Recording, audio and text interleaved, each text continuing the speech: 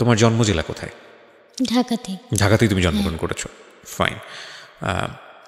বলো যেটা বলার জন্য আসা। আমরা 5 বোন 1 ভাই। 5 বোন 1 ভাই। তোমার পজিশন? আমি হচ্ছে 4 নম্বর। 4 নম্বর। হ্যাঁ, আমার ভাই হচ্ছে আমার ছোট, আমার বড় কোনো ভাই নেই। ওকে। 2 বোনের, আমরা যখন ছোট স্কুলে পড়ি তখন আমার 2 বোনের বিয়ে হয়, আর থাকি সংসার হচ্ছে তখন আমাদের আমরা 3 বোন 1 ভাই, আর আমার আব্বু আর আম্মু। জি। বাবা কি করতেন? বাবা দর্জি কাজ করতেন। দর্জি ছিলেন? জি। সংসার আব্বু চালাতো, আব্বুর টাকা দিয়ে, এখানে সবাই তো ছোট ছোট, তো আব্বুই আর কি, আব্বুর টাকা দিয়ে সংসার চলতো। তো তারপর আমাদের 3 ভাই বোনের পড়াশোনা, তাব্বুর হয়তো একটু কষ্ট হয়ে যেত, তাব্বু চাইতো না যে আমরা পড়াশোনা করি। আচ্ছা, মানে পয়সা জোগাড় করা খুব কষ্টকর। হ্যাঁ হ্যাঁ, 3 ভাই বোনের পড়াশোনা, মানে সরকারি স্কুলে যখন 1 থেকে ক্লাস 5 পর্যন্ত সরকারি স্কুলে ছিলাম, ওখানে আব্বুর হয়তো তো কষ্ট হতো না, কিন্তু যখন বেসরকারি স্কুল থেকে ক্লাস 6-এ ভর্তি হই তখন থেকে আব্বুর একটু মানে পড়াশোনা খরচ চালানোটা একটু কষ্ট হয়ে যায়। আচ্ছা।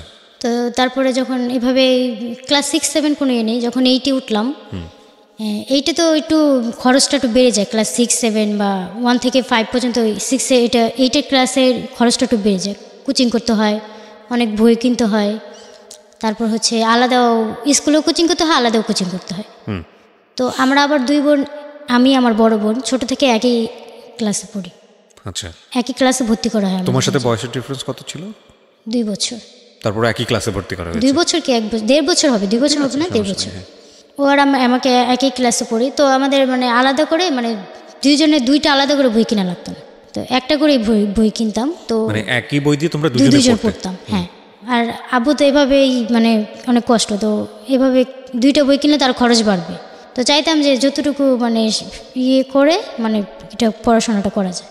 তারপর ক্লাস 8-এ পরীক্ষা দিই, 8-এ পরীক্ষা দেওয়ার পরে 8-এর খরচ দেখে আব্বু বলে যে ক্লাস 9-10-এ তো অনেক খরচ, তা আমি আর পড়াশোনা করানো আমার পক্ষে সম্ভব না। তো স্কুলে মানে আব্বু ভর্তি করেনি, বলছে যে আর ভর্তি হওয়া লাগবে না, তোমরা চাকরি করো। চাকরি করো? হ্যাঁ, চাকরি করো। আব্বুর কথা হচ্ছে বড় কোনো ছেলে নেই, তো আমরাই আছি, তো আমার আব্বুরও বয়স হয়েছে, সেই জন্য বলতে যে তোমরা চাকরি করো, যাতে তোমাদের নিজের ভবিষ্যৎটা কিছু, নিজেদের জন্য কিছু করতে পারো। তো আর আমরা তো তখন ছোট, ক্লাস 8-এ পরীক্ষা দিচ্ছি, তো চাকরির জন্য অ্যাপ্লাই করি, মানে যেহেতু ভর্তি হব না, আর সংসার এটা নিয়ে মানে ঝামেলা হতো, আমার আব্বু যেহেতু চাইতো না, আর আম্মু চাইতো যে আমরা পড়াশোনা করি। এখন আব্বুর কথা হচ্ছে যে আমি পারবো না পড়াশোনা করা, আর হচ্ছে আমাদের হচ্ছে কি যে আমি যে বাসায় থাকি, আমরা যে বাসায়, তো ওই বাসায় হচ্ছে আমাদের দায়িত্ব ছিল বাইরে আমাদের মানে দেখাশোনা করতাম, তো আমাদের ঘর ভাড়া লাগতো। তো আমার কথা হচ্ছে ঢাকা শহর থেকে ঘর ভাড়া লাগতেছে না, তাও যদি ছেলে মেয়েদের পড়াশোনা করাতে না পারি তাহলে কীভাবে হবে।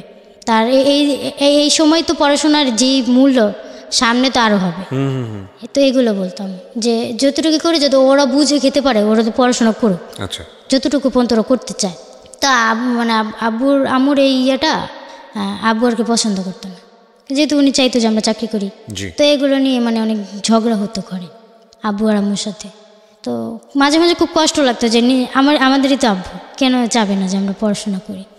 তো তারপরে এটির পরে ভর্তি করানো হয় নাই, বসুন্ধরা সিটির ওখানেই তো আমাদের বাসা ছিল। বসুন্ধরাতেই জব নেই, আগে বসুন্ধরায় বাইরে স্টলে দোকান বসতো কসমেটিক্সে, তো ওরকম একটা দোকানে একজন আমাদের পরিচিত মামা ছিল, উনি আমাকে মানে জবটা দেয়। তা আমি যখন মানে যাই, আমাকে মানে ফার্স্টে জিজ্ঞেস করা হয় নাম কি বলি, বাবার নাম কি বলি, তারপরে জিজ্ঞেস করে প্রেম করো, প্রথম জিজ্ঞেস করে প্রেম করো কিনা, পরে জিজ্ঞেস করে যে প্রেম করো। ভাই যিনি আছেন তাকে তো মানে বিশাল অ্যাওয়ার্ড দেওয়া উচিত। ওকে, যাই হোক, হ্যাঁ বলেন। তারপর তো আমি তো মানে এই কথাটা, উনি তো আমার বাবার বয়সী, মানে আমি এই কথাটা শুনে মানে আমি মানে আমি লজ্জা পাচ্ছি। হ্যাঁ, যে কি বললো এটার মুখে, এইগুলো কি প্রশ্ন? তো তো আমি তারপর ওনাকে বলি যে না, বলে যে প্রেম না করলে তো মার্কেটে চাকরি করতে পারবে না। আচ্ছা, আমি বললাম যে পরে আমি তো কথা বলতে পারি না, নতুন, আর যেহেতু মানে বেশি বড় না যে ওনার কথা অনুযায়ী আমি কথা বলবো, আমি চুপ করে দাঁড়িয়ে আছি। তো যে আমাকে নিয়ে আসে উনি বলে কি, কেন প্রেম করলে চাকরি করতে পারবে না কেন? তো উনি বলে কি না, যারা প্রেম করে তাদের একটু চালাক থাকে। আচ্ছা, চালাক থাকে, তো ওরা একটু ছেলেরা একটু শীষ দিলে একটু সাড়া দেয়, তখন ছেলেরা হয়তো কাস্টমার নিয়ে পাঠায় দেয়, সেই কাস্টমার নেওয়ার উচিলা এসে হয়তো একটু বেচা কিনাটা একটু ভালো হয়। ও আচ্ছা আচ্ছা। মানে কেউ যদি ভালো অর্নামেন্টসের দোকান চিনেন, হ্যাঁ আমি চিনি ম্যাডাম, আমার সাথে চলেন, পরিচিত কাস্টমার থাকলে তো ওনাদের নিয়ে আসবে, মানে আমাকে দেখার জন্য যে ওনার সাথে ওনার একটা কিছু আছে, তো আমি গেলে তো দেখতে পারবো, মানে উনি এটা মেন করে আর কি। ওকে, তো ইন্টারেস্টিং। পরে আমি বলি যে না আমি তো করি না, আমি পড়াশোনা করতাম কিন্তু এখন করি না। তো বলে ও আচ্ছা ঠিক আছে। তো মানে তোমার বয়স তো অনেক কম, তুমি কী চাকরি করবা? রাইট। তো পরে আমি বলি যে করবো, কাকা বলি ওনাকে আমি, মামা না কাকা কিছু একটা বলেছিলাম। তো উনি হাসে, আমার মানে মামা কাকার একটা শুনে উনি হাসে। তো বলে তোমাকে দিয়ে তো হবে না। তাই আমি বললাম যে কেন মামা, কী হয়েছে? বলে শোনো, তোমাকে একটা কথা শিখিয়ে দিই আজকে। মার্কেটে যেহেতু যদি জব করো, কেউ যদি তোমার চেয়ে বয়স অনেক বড় হয়, ছেলে বা মেয়ে, কখনো মামা আন্টি কাকা এগুলো বলবো না, ভাইয়া বলবো, আপু বলবো, এটা বলে উনি আমাকে।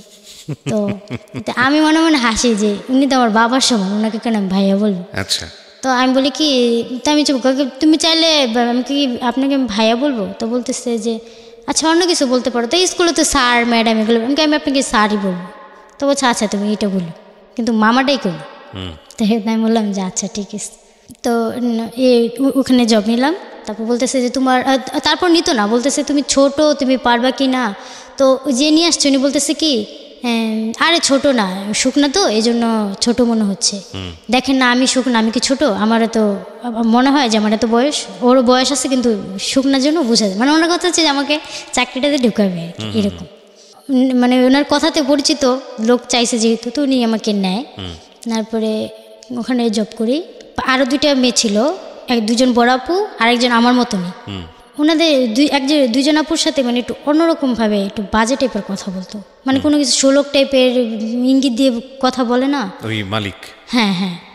তা আমি এগুলোতে মানে অভ্যস্ত ছিলাম না, আমার কাছে একটু আনইজি ফিল হতো। তা আমি কি করতাম, ওনার সবসময় ওনার থেকে দূরে থাকার চেষ্টা করতাম, যে উনি যাতে আমাকে কোনো কথা বলতে না পারে। তো আমি তো আবার পরিচিত একজন দিয়েছে, তো উনি আমার সাথে মানে বুঝছে যে আমি নতুন, ওনার সাথে খারাপ বিহেভ করেন, আর করবে কীভাবে, সামনে বলতেছি আমি। তো একদিন মানে তখন ডিউটি করি, আর তখন ছিল স্টলতের দোকান, তো বাহিরের কসমেটিক্সের দোকান। তো বাহিরে টুল নিয়ে, যে এখানে দোকানটা, এখানে আমাকে টুল নিয়ে বসতে হতো। সামনে সকালবেলা আসলে তো সামনেটা এমনি দোকান ঝাড়ু দিতে হয়। আর বসুন্ধরা মার্কেটে আমাকে আপু বললো কি, মানে কালকে উনি ঝাড়ু দিচ্ছে, মানে পিচ্ছি নেই যেহেতু, একদিন ওনাকে ঝাড়ু দিতে হবে, একদিন আমাকে ঝাড়ু দিতে হবে। তো আমাকে উনি ঝাড়ুটা দিয়ে বললো কি, তুমি ঝাড়ু দাও, আমি দোকানগুলো করি, তুমি তো এটা পারবা না। তো আমি ঝাড়ু নিয়ে দাঁড়িয়ে আসছি, মানে আমার খুব লজ্জা লাগতেছে, এখানে আশেপাশে অনেক ছেলেরা যাচ্ছে, মেয়েরা যাচ্ছে, আমি ঝাড়ু দেবো, মানে আমার কাছে একটু আনইজি লাগছে। তো আবু বলে কি, তুমি নতুন নতুন তো এই জন্য এমন লাগছে। আচ্ছা দাও, তুমি দাঁড়াও, তোমার কল লাগবে না, তুমি 1 বোতল পানি নিয়ে আসো। আমি আপুটা অনেক ভালো ছিল, আমি ঝাড়ু দিয়ে দিচ্ছি। তারপর উনি ঝাড়ু দেয়, আমি পানি নিয়ে আসি। তো উনি ঝাড়ু দেয়, আমি পানি নিয়ে আসি, তো উনি ঝাড়ু দিতেছে। আরেকটা আপু ওনার বয়সেরই এসে বলে, এই মেয়ে তুমি এত বেয়াদব করো। আমি মানে হয়েছে, আমি আবার কী করলাম, আসলামই তো, মানে কালকে ডিউটি করলাম আর আজকে। তো বলতেছে যে বড় সিনিয়র জুনিয়র মান্য করো না, তোমার সামনে আপু ঝাড়ু দিচ্ছে আর তুমি দাঁড়ায় আসো। তখন আমি বলি কি, আমি তো কখনো জব করিনি, তাই আমিও তো মানে দাঁড়ায় ছিলাম, আমি তার আপুকে বলিনি যে আপু আপনি যাও। আমার কথা হচ্ছে আমি দিব, কিন্তু মানুষ একটু কমুক, তারপর আমি ঝাড়ু দেবো।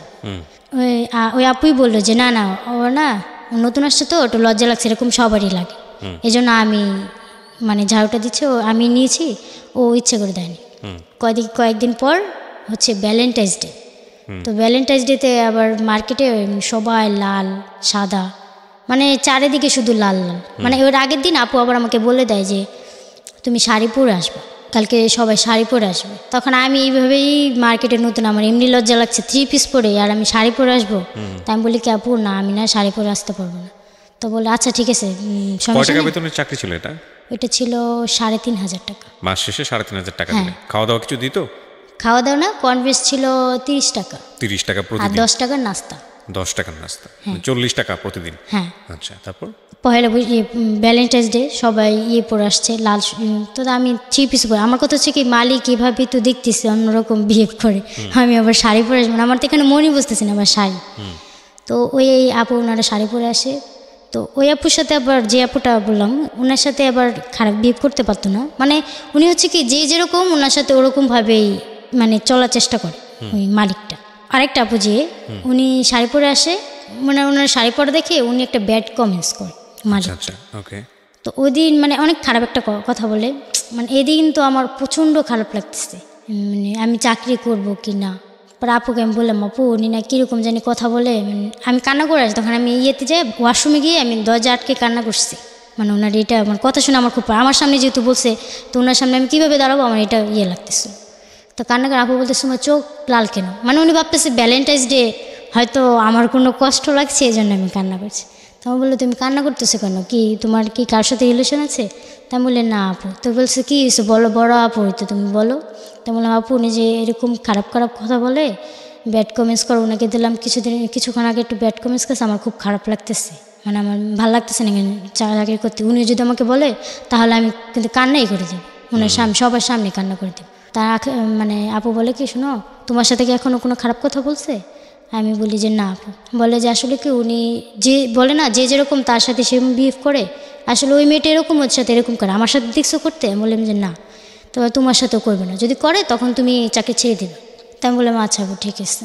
স্কুলে আসে যে স্কুল ড্রেস পরে আসে অনেকে, মানে ওইভাবে দেখতাম, মানে আমি দোকান কি, আমি তো আর কখনো জব করিনি, মানে আমি দোকান কি বিক্রি করব, আমি ওই যে সাথেই ইয়ের সাথেই তো আমি নিচে উঁকি মেরে বা উপরে দেখতাম, মানে অনেক স্কুল ড্রেস পরতো তাদের দিকে বেশি দেখতাম যে, মানে আমার এই ইয়াটা আমার ভালোই লাগতেছে না, মানে আমার কি ভাবতাম স্কুলের মতো শান্তি কোথাও নাই, এগুলো ভাবতাম যে স্কুল লাইফটা আসলে স্কুল লাইফে কান্না চলে আসতো, মানে স্কুল ড্রেসে কাউকে দেখে কান্না করে চলে আসতো। তো আপুকে বলতো, আপু বলে তুমি পড়াশোনা ছাড়ছো কেন, এই এত ইয়ে বসেন আপু, আব্বু পাচ্ছে না তো এই জন্য। ওনাকে তার সব 2 দিনের পরিচয় তার সব কথা বলা যায় না। তো বললাম যে একটু সমস্যা আছে এই জন্য আর কি। তো বললো আচ্ছা।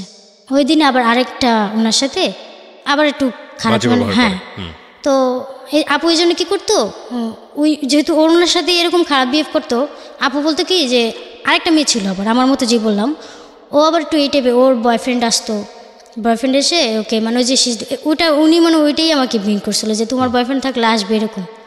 তো ওনার মা আবার ওই মেয়ের মা হচ্ছে বসের কাছে বিচার দিছে যে স্যার আপনার দোকানে যদি ও তো একটা ছেলের সাথে রিলেশন করে চলে যেতে চাইছিল, আপনি যদি আপনার দোকান যদি আসে ওই ছেলে তাহলে আমাকে একটা ফোন দেবে। তো ওই মেয়ের মা যেহেতু বলে গেছে ওনার কাছে, তো উনি দেখছে যে ছেলের সাথে কথা বলছে, তো উনি ওই মেয়েকে ডেকে এনে একটু কথা বলতো, মানে এইসব মানে বিয়ে করতে, মানে একটু বাজে কথা, এই বয়সে বিয়ে করতে চাও, হ্যাঁ এই বয়সে বিয়ে করতে চাও কেন এসি।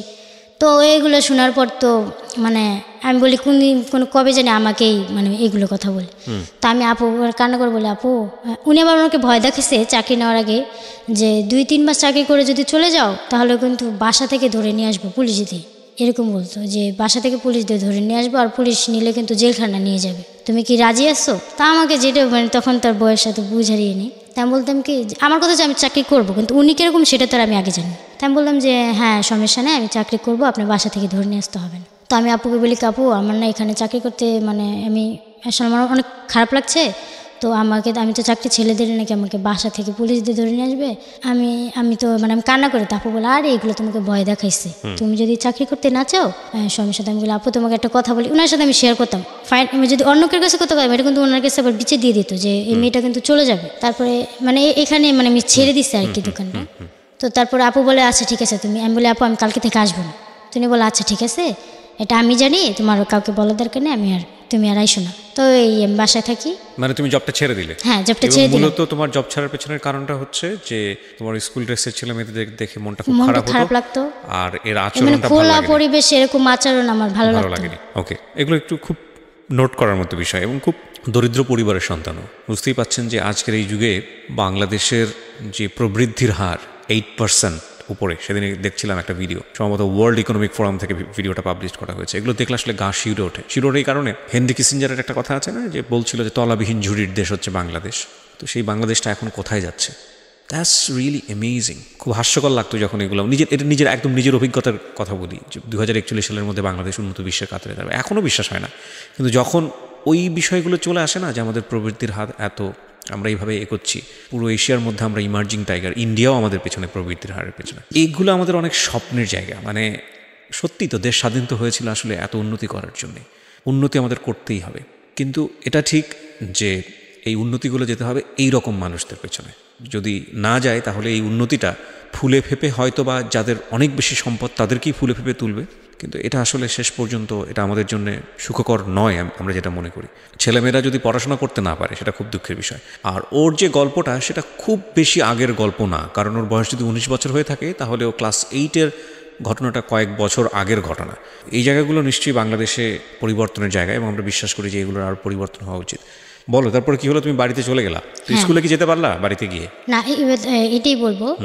তো তারপর বাসায় থাকি, তো আমার কাকা ছিল, তো কাকা আমাদের অনেক আদর করতো ছোটোবেলা থেকেই, মানে উনি ওখানে থাকে, আমরা ওখানে থাকি, তো আব্বুর সাথে একটা পরিচিত ছিল, তো কাকা আমাদের অনেক মেয়ের মতো অনেক আদর করতো। তো কাকা জানতে পারে যে আব্বু জিজ্ঞেস করে, মানে বলে যে মেয়েদের ভর্তি করে নি, তো বলে যে ভর্তি করিস না কেন? তো বলে যে না ভাই, আমার পক্ষে সম্ভব হইতেছে না, এই জন্য পড়াবো না। তো বলে যে এগুলো কোনো কথা বলিস তুই? মানে কাকার মেয়েরা অনেক মানে হাই ইয়েতে পড়ে। তো কাকা বলে যে আমার মেয়েরাই তো পড়ছে, এখনও ওদের পড়া শেষ হয় নাই, কী করতে পারবে, আরও পড়ে, তো ওরা কীভাবে এই ক্লাস 6-7 পর্যন্ত এভাবে পড়ে কি হয়? তো কাকা বলে যে কাকা পরে মানে কাকার আমাদের বাসার সাথেই ছিল, কাকার হচ্ছে এখানে হামদর্দ পাবলিক কলেজ, এটা কলেজের পেছনে আমাদের বাসাটা।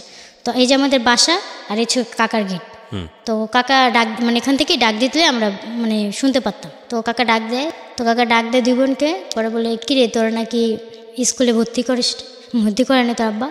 তো আমি বললাম যে হ্যাঁ কাকা ভর্তি করে নাই। কি ভর্তি করে না কেন? কাকা জিজ্ঞেস করতেছে, দেখি কি বলি। আমি কি আব্বার পড়াবে না বলতেছে। পরে কইতেছে যে তো তুই নাকি ব্যাংকে চাকরি নিয়েছিলি? কাকা ফাইজলামি করতেছে আমার সাথে। পরে আমার বোন বলতেছে হ্যাঁ কেমন চাকরি নিচ্ছে, 7 দিনের মধ্যে রিটার্ন করে দিছে। তো বলে যে কালকে তোদের স্কুলে ম্যাডামের সাথে আমি কথা বলতে যাব। তো আমরা খুশি, কথা বলতে যাবো কাকা। তো আমার বোন বলে কি কথা বলবেন কাকা? কালকে তোদের ভর্তি বিষয় নিয়ে কথা বলবো, ভর্তি করাবো। আমাকে একটা 10-11টার দিকে আমাকে একটা ফোন দিবি। ফোন দিলে আমি তোরা স্কুলে যাইস, তারপর আমি গিয়ে আমাকে একটা ফোন দিস কারো নাম্বার দিয়ে। তো তারপরে আমরা যাই, স্কুলে যাই। তো কাকা ওই ইয়েতে যেখানে বেতন দেয় আর কি, আমাদের বাহিরে ইনফরমেশন দেয়, তো ডাকায় আনে। তারপরে কাকা ভর্তি করবে এটা শুনে তো মানে যখন কাকা ভর্তি করবে কথাটা বলছে, কাকা রুমের থেকে বেড়ে মানে আমি নাচতেছি যে স্কুলে ভর্তি করবি, খুশিতে মানে আমি কী যে করতেছি। তারপর বোনও অনেক খুশি হয়েছে। তো সবার সামনে তো নাচতে পারি না, অন্ধকারে যায় গোসলখানে যায় নাচতেছি। এটা মনে আছে আমি গোসলখানে গিয়ে ছেলেমেয়েরা দেখেন কত পড়াশোনা করতে চাই আসলে। হ্যাঁ, যে স্কুলে যাবো, আবার ফ্রেন্ডদের সাথে দেখা হবে, সবার সাথে স্কুল ড্রেস পরবো, স্কুলে যাব। তো স্কুলে ভর্তি করা কাকা, ভর্তি হই। তো তারপরে এভাবে করে তো কাকা এরকম করে আর কি ক্লাস 9-এ দেখছি। তার ক্লাস 10 আমার মা আর কি আব্বু যেই টাকা দিত ওখান থেকে জমায় আর কি আমাদের স্কুলের খরচটা দেওয়ার চেষ্টা করতো। তো এভাবে এসএসসি পরীক্ষা দেওয়ার পর আর সবাই কলেজে ভর্তি হবে। তা আমরা কলেজে ভর্তি হওয়ার স্বপ্ন দেখি না, কারণ হচ্ছে আবু তো আগেই বলেছে যা পড়ছে এসএসসি পর্যন্ত হলেই এনাফ, এসএসসি সার্টিফিকেটটা আমরা সিবি বানাই। তো খুব খারাপ লাগছিল যে সবাই অ্যাপ্লাই করতেছে কলেজের জন্য আর আমরা অ্যাপ্লাই করতেছি, আমরা বলতে তুমি আর তোমার বোন, আমি আমার বোন, চাকরির জন্য। তো চাকরি নেই। এসএসসি পাস করে কি সিবি বানাবা, কি লিখবা এসএসসি তে? এসএসসি পাস করে কি লিখবা? এটাই লিখছি যে এসএসসি পরীক্ষা দিছি আর কি, যেটা আর এক্সপেরিয়েন্সটা বলছি যে আমি এক্সপেরিয়েন্স বাড়াই দিছি। একটা কি বলে তোমার কসমেটিক্সের দোকানে তুমি সেলস রিপ্রেজেন্টেটিভ ছিল, ওটা এক্সপেরিয়েন্স দিলে কি ওটা বাড়ায় দিতে হয়, না হলে মানে কেউ নিবে না, নতুন হলে কেউ নিতে চায় না। তোমার টার্গেট কোথায় ছিল, মানে কোথায় কোথায় জব পাবা এরকম তুমি জানতা এসএসসি পাস করে? আমাদের মানে তখন তো দূরে যাওয়ার কথা, ছোট যেহেতু দূরে তো একা যেতে পারবো না। ছোট বলতে তখন তো একটু বড় হয়েছি, কিন্তু দূরে যাওয়ার কথা মানে একা মানে বাসে চিন্তা কি ছিল এই দোকানগুলোতেই যে আবার সেলস, হ্যাঁ আবার এই সেলস মার্কেটে যেহেতু কাছে ওখানে আবার একটা জব নেব। এখানে ওনার বাবাকে দোষ দিয়ে লাভ নাই, ওনার বাবার ইনকামটার কথা চিন্তা করেন। উনি একজন দর্জি, উনি যে পয়সা পায় সেটা দিয়ে 6-7 জনের পরিবার সামলানো, লেখাপড়া। তোমার বাবা নিশ্চয়ই পয়সা করে নষ্ট করতো না, সারা দিন রাত নিশ্চয়ই কাজ করতো। না কাজ করতো। তাহলে উনি আসলে পারছেন না, নাজেহাল হয়ে যাচ্ছেন। কিন্তু আমি তো জানি যে মেয়েদের ইন্টারমিডিয়েট পর্যন্ত লেখাপড়া ফ্রি। হ্যাঁ আমাদের না আমাদের স্কুলে ফ্রি মানে খরচ হতো, কিন্তু আমাদের স্কুলের ম্যাডামগুলো অনেক ভালো ছিল। যেমন আমাদের যখন শুনলো যে আমাদের প্রবলেম, তো আমাদের স্কুলের ম্যাডাম নিজে আলাদা রুমে, ওনার বাসায় আমরা কোচিং করতাম, আলাদা রুমে ডেকে নিয়ে উনি মানে আমাদের 2 বোনের থেকে কোচিং ফি নিত না। কোচিং ফি তো প্রশ্ন, সেটা তো অনেক পরের প্রশ্ন। স্কুলের ফি জমা দিতে তোমরা? স্কুলের ফিটা তো জমা দিতে হবে। কেন? এটা তো আমি যত জানি যে ইন্টার পর্যন্ত এটা ফ্রি মেয়েদের জন্য। না, এটা ফ্রি না, এটা দিতে হবে। হয়তো তোমার স্কুলে সে ফ্যাসিলিটি হ্যাঁ, ছিল না। আমাদের স্কুলে ওরকম নিয়ম। যাই হোক, তারপর বলো। তো চাকরি নেই, তো চাকরি না, ওখানে বোরকার দোকানে জব নেই। বোরকার দোকানে ওই সিবি বানিয়ে বোরকার দোকানে? হ্যাঁ, বোরকার দোকানে। তো উনিও ছিল আমাদের দেশের বাড়ি বিক্রমপুর, তো ওনার দেশের বাড়িও ছিল বিক্রমপুর। তো উনি আমাকে মানে ওই দোকানের দায়িত্বই দিয়ে দেয় যে এখানে কয়টা জিনিস বিক্রি হচ্ছে না হচ্ছে সব তুমি হিসাব রাখবা, মানে সব এগুলো দেখা দায়িত্ব তোমার, কি হয় না হয় এগুলো তুমি আমাকে জানাও। আচ্ছা। তো ওখানে জব করি, ওখান থেকে ভালো একটা জব পাই অন্য দোকানে, মানে একই জায়গায় তো অন্য জায়গায়, মানে সাথে অন্য একটা দোকানে। ওই মালিকটা অনেক কোন এরিয়াতে এটা? কোথায়? বসুন্ধরা সিটিতে। বসুন্ধরা সিটিতে? এই কারণ বাজার বসুন্ধরা সিটিতে? আচ্ছা আচ্ছা। ওই মার্কেটিং জব। আচ্ছা। তারপর ওই দোকানে যাই, ওই দোকানে গিয়ে ওখানে আবার 2 বছর জব করি। তো দেখলাম যে মানে তখন তো এক্সপিরিয়েন্স হয়ে গেছে, মানে কাস্টমারের সাথে ভালো ডিলিংস করতে পারি। স্যার মানে বসকে বললাম যে বস আমি অনেক জায়গায় ভালো একটা জব পেয়েছি, আমি মানে ভালো জব পেয়েছি এটা বলিনি, যে বস আমি সামনের মাস থেকে আসবো না। তো এরকম মানে কি, ওরা তো বুঝে যে হয়তো ভালো কোথাও পাইছে এই জন্য আসবে না। তো বস বললো যে কেন ভাই, ভালো কোথাও পাইছো নাকি? তো ওখানে কত স্যালারি দিচ্ছে? ওখানে যত দিচ্ছে আমি তোমাকে বাড়াই দেবো না, যাও, হ্যাঁ তুমি যাইও না। তো আমাদের স্যার আমাদের মানে অনেক বিশ্বাস করতো আর কি। তো তখন তো মানে স্যালারি বাড়ছে, তো ভাবলাম যে না এবার মানে নিজেরটা তো নিজে পড়াশোনা করতে পারবো। তো তারপরে ভাবি যে এবার সামনে যে এটা যখন মানে স্যালারিটা বাড়ে, ম্যাডামকে বলি যে ম্যাডাম আমি কলেজে ভর্তি হবো। দোকানে ম্যাডামটা অনেক ভালো ছিল, উনি বলতো দেখো আমি এইভাবে পড়ছি, কেউ যদি সুযোগ না দেয় তাহলে কিন্তু পড়া যায় না। আমাকে অনেক সুযোগ দেওয়া হয়েছে, তা আমি কেন তোমাদের দেবো না? তুমি যদি পড়তে চাও, আর তুমি তো ছোট, দেখতে সুন্দর সুন্দর আছো, তুমি এক কাজ করো, তুমি জব না তুমি পড়াশোনা করো, আমি তোমাকে একটা, উনি এবার ব্যাংকে ছিল, বলতো যে আমি তোমাকে একটা ব্যাংকে জব দিব ভালো, কিন্তু তুমি পড়াশোনাটা করো। তো ম্যাডাম যেহেতু সাপোর্ট করছে, ওনার দোকান থেকে যদি উনি আমাকে পড়ার সুযোগ দেয় তাহলে তার কোনো সমস্যা না, অনেকে তো এই জিনিসটা দেয় না। তো তারপরে এক সপ্তাহ লেট করে ফেলি জিনিসটা, অ্যাপ্লাই করি। কিন্তু মানে আমার ইয়ে ছিল যে বদরুন্নেসা হবো সরকারি কলেজে, যাতে ইয়েটা না হয়, মানে খরচটা বেশি না হয়।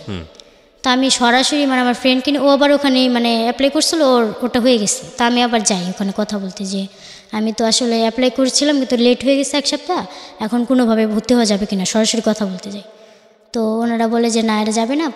ওই কলেজেরই আরেকজন পরিচিত মানে লোকের মাধ্যমে জানতে পারি, বলে যে যদি 20,000 টাকা দিই তাহলে আমি কলেজে সিট পাবো, কারণ অনেকে তো ভর্তি অনেক কলেজে চলে যায় ভালো না লাগলে, ওই সিটটা আমাকে দিবে। তো 20,000 টাকা আমি কোথায় পাবো? তা আমি বলি যে থাক, এবার তাহলে আর হওয়া হবে না, সামনের বছর মানে সঠিক টাইমে করবো যাতে ভর্তি হতে পারি। আচ্ছা।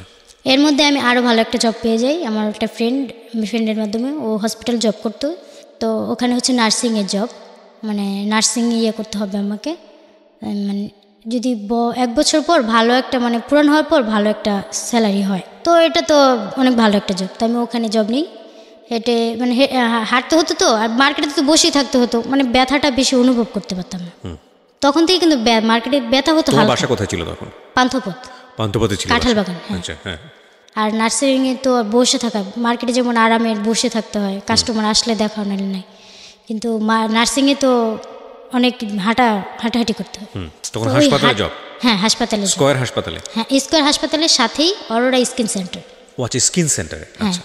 তো জব নেই, তো ওই একটা পেশেন্ট আসলে ওনার যতক্ষণ পর্যন্ত ওনার ট্রিটমেন্টটা না হয় ওনার সামনে তো দাঁড়ায় থাকতে হবে, কাজ শিখতে হবে। হঠাৎ করে দেখলাম যে আমার মানে হাঁটা চলাতে আমার পাটা বেশি, মানে ব্যথাটা বেশি বেড়ে গেছে।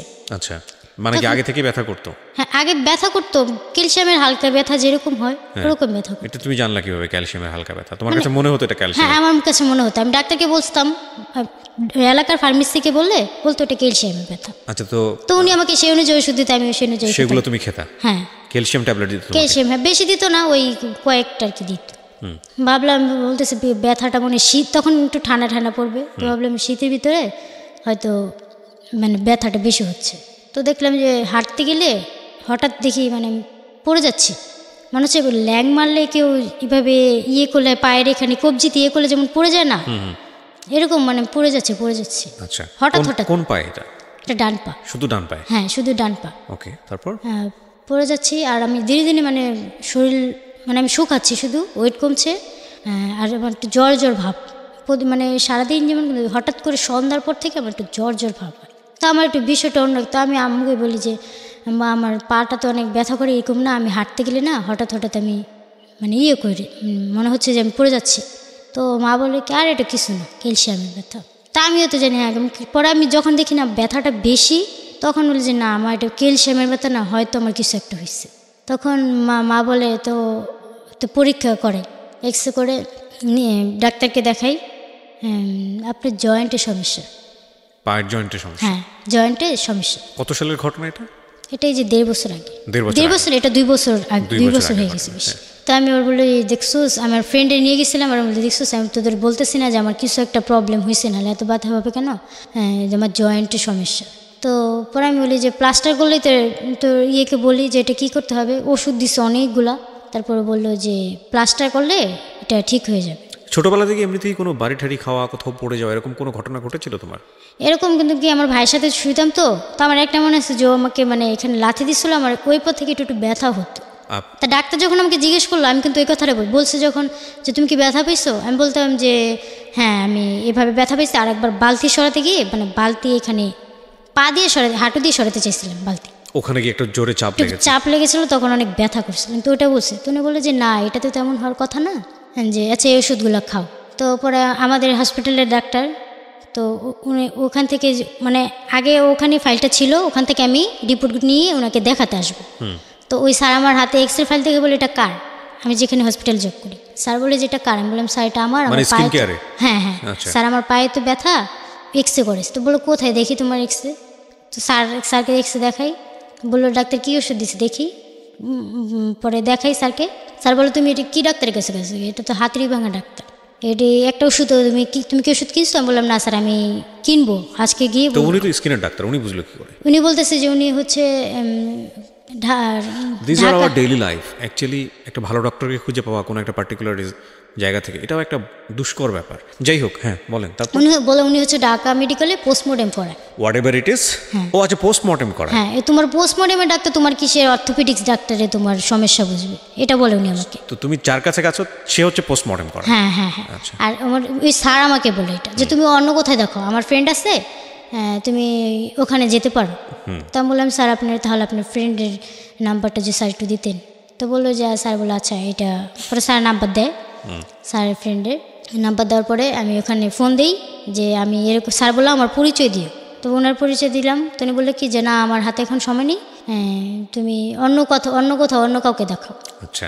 তারপরে আমি ইয়েতে যাই, পঙ্গুতে যাই, এক্সরে নিয়ে পঙ্গুতে যাই। মানে ওষুধগুলো তুমি খাওনি? না, ওষুধ যেহেতু স্যার খেতে না বলছে, তো বলছে অর্থোপেডিক্স ডাক্তার দেখিয়ে যেটা বলবে সেটা খেবা। গুড ডিসিশন, ভালো একজনের হাতে পড়ছে প্রথমে। হ্যাঁ তারপরে হচ্ছে আমি গেলাম, তো পঙ্গুতে দেখার পর পঙ্গু ডাক্তার বলে যে আপনার বোনস টিউমার হয়েছে। মানে আমি বোনস টিউমার শব্দটাই আমি বুঝি না, টিউমার জিনিসটা আমি চিনি, প্রথম দেখাতেই বলে দিল যে বোনস টিউমার। হ্যাঁ পঙ্গুতে। হ্যাঁ আচ্ছা। বলে আপনার বোনস টিউমার হয়েছে, আর বোনস টিউমার আমি বুঝি না। বললাম স্যার টিউমার বুঝি, টিউমার হয় তো স্যার বোনস টিউমার মানে, বলে যে আপনার হাড্ডিতে টিউমার হয়েছে। তো আমার মেজো আপু আমার সাথে ছিল, মেজো আপু বলে স্যার হাড্ডিতে আবার কীভাবে টিউমার হয়? হ্যাঁ এটা হয়। তো বলছে স্যার তাহলে এটা, আমি তো মানে ওনার কথা শুনে আর আমি তো এত বড় জিনিস ভাবিনি, আমার অনেক খারাপ লাগছিলো। তাই আমি মানে চুপ করে আমার বসে আছি, মানে আমি কিছু বলি না, আমার আপুই প্রশ্ন করতেছে। তো বলতেছে যে আপু বলে তাহলে স্যার কী করতে হবে? বলে যে এটা অপারেশন করতে হবে। অপারেশন করলে উনি আবার এক্সরে রিপোর্ট আমাদেরকে দেখায় যে এই হাড্ডিটা ফেলে দিয়ে এখানে হাড্ডি লাগানো হবে না। যে এরপর বললো যে স্যার অপারেশন ছাড়া ওর তো টিউমারটা নতুন, তাহলে তো অনেকে ওষুধের মাধ্যমে তো টিউমার করা যায়। বলে যে না এটা অপারেশন করতে হবে, অপারেশন না করলে আর এই টিউমারটা হাড্ডি ক্ষয় করে ফেলবে, আর হাড্ডি ক্ষয় করলে ওর হয়তো পাটাই কেটে ফেলতে হবে। মানে ওখানে বললো হঠাৎ করে মানে আমার সামনে যে পাটা কেটে ফেলতে হবে, তো পা কেটে ফেলতে হবে। এটা শুনে মানে আমি একটু আতঙ্ক হয়ে মানে শকড যে কী বলবো, পা কেটে ফেলতে হবে হঠাৎ, ব্যথা থেকে পা কাটা, মানে এরকম একটা মানে আমি ভাবতেছি, কথা বলি না আপুর সাথে কারোর সাথে। তো চুপ করে মা বলছে স্যার টেনশন করিস না, কত ডাক্তার আছে, মানে আমাকে সান্ত্বনা দিতেছে যে ডাক্তার এরকমই, ডাক্তারের কাছে গেলেই ডাক্তাররা বলবে হাত কেটে ফেলো, পা কেটে ফেলো, পরে অনেকে দেখি এই কথাই বলতেছে, কার এই ডাক্তার দিয়ে কথা, ডাক্তাররা একটা কইলে 99% মিথ্যা, ওটা বিশ্বাস করিস না, তুই আল্লাহর উপর ভরসা রাখ। আমি রিকোয়েস্ট করছি আপনাদের সবাইকে ভিডিওটা শেষ পর্যন্ত দেখার জন্য, বিকজ এটা ইম্পর্টেন্ট, সবার জন্য ইম্পর্টেন্ট। আমি আপনাদের ইউটিউবে প্রত্যেকটা ভিডিও যেগুলো আপনাদেরকে দেই, প্রত্যেকটা ভিডিওই কোনো না কোনো মেসেজ থাকে, আপনারা দেখবেন। 3-4 রকমের ভিডিও এখানে আপলোড হয়, আপনারা নিশ্চয়ই জানেন। একটা হচ্ছে ভিডিও ক্লিপ, যেটাকে আমরা বলি শো ট্রেইলার। শো ট্রেইলার বলতে যেটা বোঝায় যে শোর রেডিওতে যে অনুষ্ঠানটা যাবে সেটার খুব অল্প কিছু চুম্বক অংশ, এটা হলো শো ট্রেইলার। আরেকটা থাকে, সেটা হলো মোটামুটি ইউটিউব ফরম্যাটে একটা লাইভ স্টোরি, যেটা একদম দেখলেই মোটামুটি বোঝা যায় যে আসলে লাইভ স্টোরিটা কি। আমি আপনাদেরকে বিনীতভাবে রিকোয়েস্ট করছি, এবং আপডেট থাকে, যেটা আমি লাস্ট 9 ইয়ার্সে করিনি, এখন রিসেন্টলি করছি, যে কোনো একটা বিষয় যখন আপনাদের কাছে শরণাপন্ন হয় বা কোনো একটা বিষয় আমরা যখন আপডেট দেওয়াটা খুব জরুরি মনে করি কোনো একটা এপিসোডের প্রেক্ষাপটে, সেই আপডেটগুলো ভিডিওগুলো আমরা ওখানে দিই। তো আমি আজকে বিনীতভাবে রিকোয়েস্ট করব যে আজকের এই ভিডিওটা শেষ পর্যন্ত দেখা খুব ইম্পর্ট্যান্ট, এবং একই সাথে যারা রেডিওতে শুনছেন তাদেরকেও বলবো যে ভিডিওটা গিয়ে ওখানে দেখে আসার জন্যে। সো প্লিজ শেষ পর্যন্ত ধৈর্য ধরে শুনবেন, দেখবেন। তো তারপর পঙ্গু থেকে সবার কথা হতে আমি বললাম যে না, এটা নাও হতে পারে, অন্য ডাক্তারের কাছে যাবো আমি। তো ওই স্যারকে আবার বললাম যে স্যার, এই পঙ্গু থেকে তো এটা বলছে, তো বলে যে ঢাকা মেডিকেল আমার ভালো একটা ফ্রেন্ড, ওখানে একটা ফ্রেন্ড আছে, ওখানে বড় ডাক্তার, তুমি ওর কাছে যাও। নাম দিয়ে দেয়, নাম্বার দিয়ে দেয়, নাম্বার বন্ধ থাকে। ওখানে জানার পরে যায়নি, উনি দেশের বাইরে গেছে। তো ঢাকা মেডিকেলে ওনার পরিচয় দিয়ে অন্য একটা ডাক্তারকে দেখে যে আমি ওনার পরিচিত একজনের মাধ্যমে আসছিলাম, এই স্যার তো নেই, এই জন্য। পরে উনিও দেখে এই সেম কথাই বলে যে আপনার বোনস টিউমার, অপারেশন করতে হবে, 1 সপ্তাহের মধ্যে ভর্তি হয়ে যান। এই পঙ্গু তো সেম কথা, 1 সপ্তাহের মধ্যে ভর্তি হয়ে যায়। তারপরে আসলাম আবার কমফোর্টে, আমাদের এখানে, যে এটা তো সরকারি, অনেকে বলে সরকারি ডাক্তার অনেক কথা বলে, বেসরকারিতে দেখো। তারপরে গেলাম কমফোর্টে বললো এই বোনস টিউমার। তো মানে মোটামুটি চেক করা শেষ। তো এখন সবাই যেহেতু বোনস টিউমার বলতেছে, তো এটা বোনস টিউমারই হবে। তো আমার কথা হচ্ছে কি যে অপারেশন করলে তো ব্যর্থতা আর হবে না। পরে অপারেশনের জন্য মানে সব জায়গায় সবাই বলতেছে যে সব জায়গা থেকে পঙ্গুতেই বেশি ভালো হয়, পিজিতে। তো ওই যে স্যার যে নাম্বার দিল তার বন্ধুর, তো ওনার সাথে আরেকদিনই যে মানে ওনার দেখা করি, তো উনিও বললো বোনস টিউমার, পরে ওই পিজিতেই ভর্তি হলাম। আর আমার পিজি মানে যত রকম টেস্ট ভর্তি মানে করার আগে, অপারেশন করার আগে সব আমি নিজেই করেছি। নিজে বলতে মানে তোমার পয়সার যেগুলো ছিল সেগুলো? এটা মানে আমি নিজে, ওনারা আমাকে হ্যাঁ মানে ওনারা আমাকে যতটুকু অসুস্থ ভাবছে, ওনারা কিন্তু আমাকে হাঁটতে দিত না, যে তুমি বিন্দু পরিমাণ পায়ে মানে মাটিতে পা লাগাবার, ক্রাশ কিনে নাও, ওইটা দিয়ে হাঁটবা। তো আমার কথা হচ্ছে আমি তো সুস্থ মানুষ, আমি ক্রাশ দিয়ে হাঁটবো কেন? তা আমি ক্রাশ নিতাম না, তো আমি বলতাম যে না, আমি ক্রাশ নিব না, আমি তো হাঁটতে পারছি। তো ওই সব, আর পিজি এখন তো এক জায়গা যদি রিপোর্ট দেয়, অন্য জায়গা থেকে এটার মানে বের করে আনতে হয়, মানে অনেক হাঁটাহাঁটি করছি আমি। তো একদিন স্যার আমাকে দেখে ফেলে যে আমি হাঁটছি, তো স্যার আমাকে বকা দেয় যে তো চঞ্চল কেন তুমি, বিয়াদব, তুমি যদি হাঁটো তাহলে কিন্তু তোমাকে এখান থেকে রিলিজ করে দেবো, বের করে দেবো তোমাকে এখান থেকে, তুমি অন্য হাসপাতালে গিয়ে অপারেশন করো। কেন হাঁটছিলা? মানে তুমি তো কারো সাহায্য নিতে পারতা? না আমি এইভাবে হাঁটছি মানে দাঁড়িয়ে, আমার মধ্যে আরেকটা মেয়ের মানে অসুস্থ আমার বয়সী, তো ওর সাথে আমি কথা বলছিলাম যে তোমার কি। না সেটা ঠিক আছে, কিন্তু তোমাকে তো না করেছিল, তুমি না করেছে মানে আমার কথা হচ্ছে আমি তো হাঁটতে পারছি, আমার তো সমস্যা হচ্ছে। সেটাকে আমলে নাওনি? না আমার কথা হচ্ছে আমি তো সুস্থ মানুষ, আমি বসে থাকবো কেন, আমার কথা হচ্ছে এটা। পরে উনি বকা দেয়, তো আমি পরের পর থেকে লুকিয়ে হাঁটতাম, যাতে স্যাররা না দেখে। যখন ওনারা চলে যায় তখন আমি মানে হাঁটতাম, বলতে আমাকে বলতো যে ওয়াশরুমে গেলেও তুমি ক্রাশ নিয়ে যাও। তাই আমি ওয়াশরুমে তখন বেশি হাঁটা বন্ধ করে দিই, তো ক্রাশ নিয়ে যাই। তারপর থেকে বেশি হাঁটি না, যে স্যারে তো হয়তো নিশ্চয়ই কোনো তো প্রবলেম হবে, থাক আমি আর হাঁটবো না, তো আর হাঁটি না। তো যেদিন অপারেশনের টাইম ফিক্সড হয় তার আগের দিন রাত্রে স্যার আমাকে যে রুমে বন্ড সই দিয়ে যাওয়ার জন্য, তো ওখানে ডাকে আমাকে, আমার বোন ফ্রেন্ড। আমরা তোমার কত টাকা লাগলো অপারেশনের প্রিপারেশন নিতে? ওনারা বলছে 2 থেকে 3 লাখ, কিন্তু আমাকে 2 লাখ টাকার মধ্যে করে দিবে এটা বলেছে। না করে হয়ে গেছে আমাদের আত্মীয় স্বজনের কাছ থেকে, প্লাস আমার ফ্রেন্ড যারা, ওরাও মানে আমার ফ্রেন্ড যে যতটুকু মানে পারছে আমাকে হেল্প করছে এটা জানার পর। তো আমার আম্মুর ফ্যামিলির মানে সবাই এমনি অবস্থা অনেক ভালো, মানে আমার আব্বুর ফ্যামিলি সবাই আত্মীয় স্বজন অবস্থা ভালো, আম্মুর ফ্যামিলির অবস্থা ভালো, মানে কিন্তু আমার আম্মু মানে ওনারাদের একটু মানে এইভাবে আত্মীয় স্বজনের সবার কাছ থেকে যখন আমার কথাটা বলে যে ডাক্তাররা তো বলছে যে অপারেশন না করলে পা কেটে ফেলতে হবে, এই সেই ডাক্তার এই কথা বলতেছে, বেশি দিন থাকলে নাকি সমস্যা হবে, তখন সবাই আর কি হেল্প করে। তো হেল্প করে, তার ওই টাকা দিয়েই তারপর অপারেশন করে। অপারেশন করাই। তো ওই যে অপারেশনের আগের দিন ডাক্তার আমাকে মানে ডাক দেয়, ডাক দিয়ে বলে যে আপনার এই টিউমারটা অপারেশন করবেন, আপনার এটা যে কোনো সময় আবার হতে পারে, হয়তো 6 মাস বা 1 বছর বা 6 বছর, যে কোনো সময়। তা আমার কথা হচ্ছে অপারেশন করবে আবার হবে কেন? অপারেশন তো করছি এই রোগ থেকে বাঁচার জন্য, তো ব্যথার জন্য বা ব্যথা থেকে বাঁচার জন্য, এটা ভালো হওয়ার জন্য, তো এটা আবার হবে, এটা আবার কেমন? বলে যে না, আমরা যত এইভাবেই করি এটা হবে, এই রোগটা অনেক খারাপ, এই কথা বলে। তো আমি বলি স্যার আল্লাহ ভরসা, আল্লাহ অপারেশন তো করতেই হবে। তো আমি বলি স্যার আল্লাহ ভরসা, আল্লাহ যদি না দেয় তাহলে তো আর কোনো নেই। তো বলে যে না, আল্লাহ না দিলে তো নেই, এটা আল্লাহর ইচ্ছা।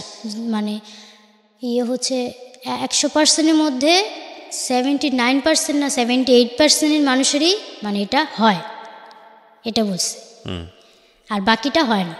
তাই আমি বলি যে আল্লাহ যদি আমার ভাগ্য ভালো রেখে রাখে তাহলে ওদের মধ্যে আমি একজন পড়বো। তা আমার কথা হচ্ছে এটা, যা ইনশাল্লাহ আমার হবে না, আল্লাহ ভরসা, আমি অপারেশন করব। তো অপারেশন করাই, অপারেশনে এত ঢুকি। তো মানে আমি আবার মানে অপারেশনের উপরে লাইট রাখে, তো মানে টিয়ে কথা বলতেছি, লাইটটা সাথে আমি মানে দেখতে চাচ্ছিলাম যে আমার কীভাবে অপারেশনটা করে। লাইটটা কিন্তু অনেক সময় শো করে জিনিসটা, কিন্তু আমি দেখতে পাইনি। তো কিন্তু আমি কতক্ষণ পর স্যারকে জিজ্ঞেস করছিলাম যে স্যার একটু অপারেশনটা ভালোভাবে করেন যাতে না হয়, এভাবে বলতাম স্যার। মানে কি তোমার তখন অ্যানেস্থেশিয়া দেয়নি পায়ে? অ্যানেস্থেশিয়া দিয়েছে, কিন্তু আমি মানে আমাকে ঘুমানোর ওষুধও দিয়েছে, কিন্তু আমি ঘুমাচ্ছি না, আমি সূরা পড়ছি। মানে যেহেতু স্যার এই কথা বলছে, আমি অনেক দূরাদূর মানে সূরা রেগুলার পড়ছি যে অপারেশনটা যাতে ভালোভাবে হয়। তারপরে অপারেশন হয়, তারপরে তোমার সেন্স ছিল? হ্যাঁ, আমার সেন্স ছিল। তুমি টের পাও নাই পায়ে কি হচ্ছে না হচ্ছে? না, পায়ে টের পাচ্ছি না, হ্যাঁ, কিন্তু সেন্স ছিল। হ্যাঁ, সেন্স ছিল। ওকে।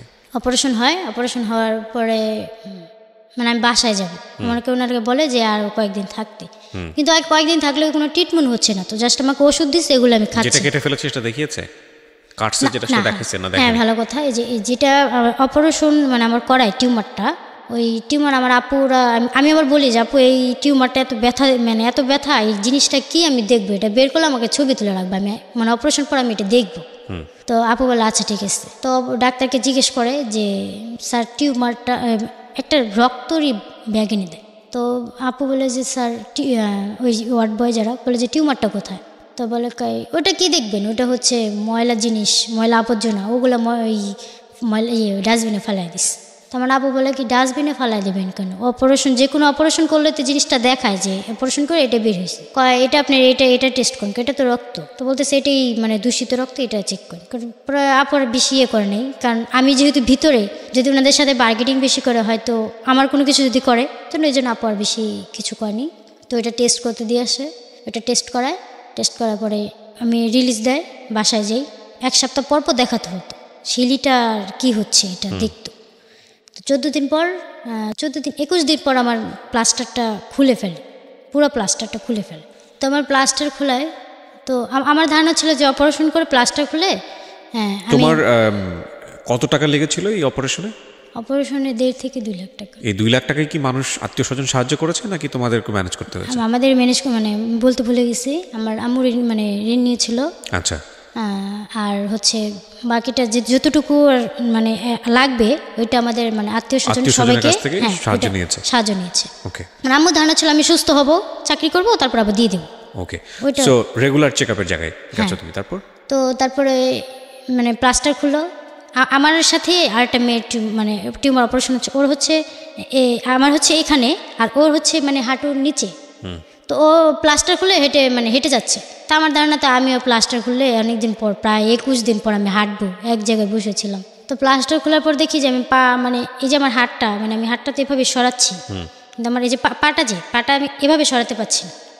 ডান দিকে আনতে পারছো না? না, ডান দিকেও না, বা দিকেও না, বা উঁচু করতেও পারছি না, মানে কোনোভাবে, মানে একটা অবশ বা পঙ্কুর পা যেরকম থাকে না, মানে ওনাদের ওইটা তো আমার ধারণা নেই যে ওটা কীরকম লাগে, কিন্তু আমার নিজের ক্ষেত্রে হওয়ার পর তো বুঝতে পারছি যে আসলে কীভাবে কেন মানুষ হাঁটতে পারে না।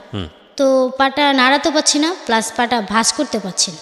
মানে এটা আমি এভাবে, আমি আসছে যে প্লাস্টার খুলছি, আমি এভাবে নামবো, তো নামবো, আমি বলি যে স্যার আমি তো পা নাড়াতে পারছি না, আর পা তো ভাঁজও করতে পারছি না। তো স্যার বলে যে এটা সময় লাগবে। তা আমি তো বলি স্যার এটা সময় লাগবে, ওই মেয়ের কথা বললাম যে স্যার ও তো আমার মতোই অপারেশন, ওর তো হেঁটে গেল। তো বলে যে ওর তো কার কথা বলতেছো তুমি? আমি বলি আমাদের এই কাউকে বলতে পারি না কার কথা, ওনারা তো প্লাস্টার করলো, ওনারা তো জানবে না কার কথা বলছি। তো বলে যে বলতে পারি না, তোমার একটা সময় লাগবে। তো আমি ওনাকে বারবার প্রশ্ন, মানে আমার তো হাসতে পারছি না, আমার তো অনেক খারাপ লাগতেছে। তো আমি ওকে বারবার শুধু একটার পর একটা প্রশ্ন করি। উনি বলে কি, তারপর উনি মানে রাগে বলে যে তুমি কি আজকে কিছুদিন আগে অপারেশন করে আজকে হাঁটতে চাচ্ছ, এভাবে আর কি আমাকে কথাটা বলে। তো আমি আর ওনার সাথে ইয়ে করিনি, উনি যে রেগে গেছে, কিন্তু আসলে উনি বুঝতেছে না যে আমার আসলে কেমন লাগতেছিল আমার মানে ইয়ে থেকেই। কিন্তু আমি ওনাকে বারবার প্রশ্ন করছি, মানে আমি হাঁটতে পারবো কিনা, আমার মানে মানে ভিতরটা অন্যরকম কাজ করছে। বাইরে এসে আমাকে কিন্তু মানে যতবারই হাসপাতালে নেওয়া হয়েছিল কুলে করে নিতে হতো। তো আমার যে পরিচিত ভাইয়ারা ছিল, তো ওই আমার ফ্রেন্ডের ভাই, তো উনি আমাকে নিয়ে যেত আর কি। তো আমাকে এই যে হাসপাতালে বারান্দায় এসে বসাইছে। তো আমি খুব কান্না করতেছি যে ওই মেয়েটা হাঁটতে পারলো, আমি হাঁটতে পারলাম না। আর আমার মানে হাঁটতে পারে না, আমি বুঝতাম যে আমি হাঁটতে পারবো যদি আমার বিন্দু পরিমাণ পায়ে কোনো ইয়ে থাকতো, শক্তি বা ভর কোনো একটা ইয়ে থাকতো। তা আমার তো ওইটা নাই, তো আমি কীভাবে হাঁটবো? আমার মনে হচ্ছিল না আমার ভুল চিকিৎসা করছে। তা আমি ওখানে অনেক কান্না করতেছি, আমি আর হাঁটতে পারবো না, আমার পাও শেষ, আমি আর হাঁটতে পারবো না, অনেক কান্না করতেছে।